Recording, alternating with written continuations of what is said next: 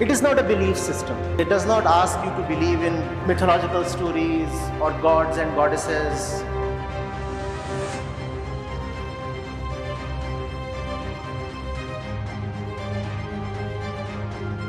Entire Vedanta can be condensed into this one question. Who is the one searching for happiness? Who is the one always dissatisfied? Who is the one competing and hustling so hard? Knowing that as a result of your investigation, as a result of your inquiry, you find you have power, you have choice. What is the choice? Do I want to remain that one?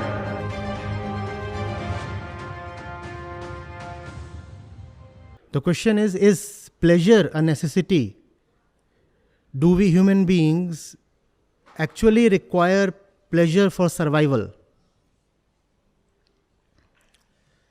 What is pleasure, first of all? See, we all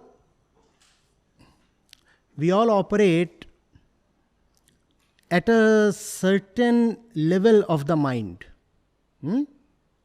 Call it the level of consciousness. Right? You can take that as our current potential level. This is where we stand. And our potentiality is huge, tremendous. So you stand here and your potentiality is huge. Now what will happen when you connect these 2 points of differing potentials? What happens when you connect 2 points having potential difference? There is a flow. It could be the flow of water or the flow of electrons. Let's say electrons, current. This flow is called pleasure. This flow is called pleasure. Something is happening. Something is happening. I was at this level. I have been connected to something at this level. And so there is a flow. And I am hopeful. I'm liking the experience. Something is happening. Are you getting it? Now, this is the right kind of pleasure. The pleasure of ascension, the pleasure of rising up, the pleasure of flying high. Unfortunately, for us human beings, another kind of pleasure is possible. You connect this level of your potential to a place that has only this level. Still what you would experience is a flow, no? Are you getting it? Still there is a potential difference, right? If you are connected to something lower than your existing state of consciousness, even then you will have a flow. This flow again is pleasure. This is the kind of pleasure that sinks you. For example, the pleasure that you get in doing something utterly lowly. Is there not pleasure in random debauched mischief? That is when 240 volts is getting connected to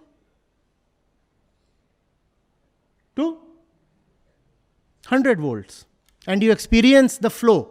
And that flow titillates. Well, something is happening. Something great is happening. The flow of energy in the downward direction.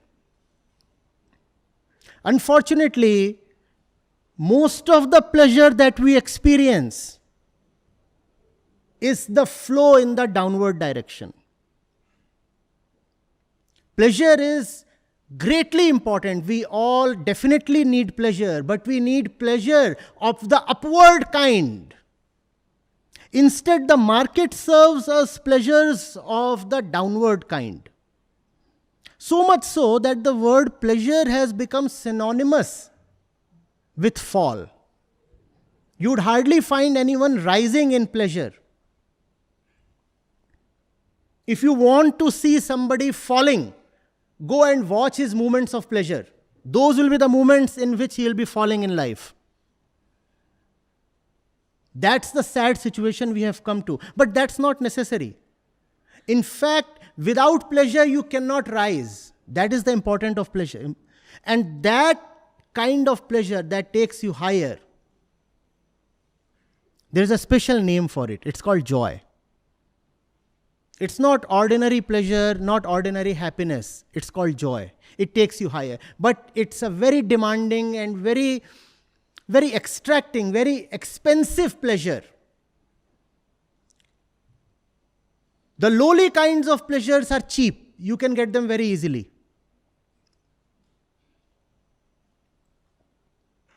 Go get drunk. Go fall in a brothel. And those lowly pleasures will be very easily available to you. Go binge and then fall asleep, knowing fully well that you have assignments to submit. There is pleasure, right? There is pleasure in overeating and then falling asleep. Is there not pleasure in that? Most of our pleasures degrade us. But equally, Vedanta tells you that without pleasure you cannot live. It's just that you have to choose the higher kind of pleasure. You have to choose pleasure that takes you upwards. And mind you, if you think you are doing the right thing in life and it is not giving you that high pleasure, then that thing cannot be right for you. One characteristic of the right thing is that it is immensely pleasurable. However, this is not an exclusive characteristic.